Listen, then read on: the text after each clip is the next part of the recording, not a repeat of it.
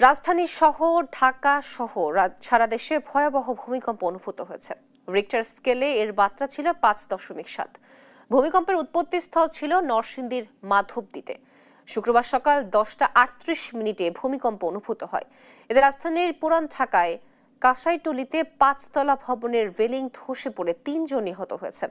নারায়ণগঞ্জেও এক শিশুর মৃত্যুর খবর পাওয়া গেছে। সেই সঙ্গে খিলগাঁও, তেজগাঁও, বাড্ডা সহ রাজধানীর বিভিন্ন স্থানে হেলে পড়েছে। ভারতেও এই ভূমিকম্প অনুভূত হয়েছে। ভূমিকম্প হওয়ার পর থেকে চারিদিকে মানুষের মাঝে আতঙ্ক বিরাজ করছে। এ সময় ঢাকার বিভিন্ন এলাকায় অনেকেই আতঙ্কে বাসাবাড়ি থেকে তাড়াহুড়ো করে রাস্তায় বের হয়ে আসেন। ভূমিকম্পটি কয়েক সেকেন্ড পর্যন্ত স্থায়ী ছিল।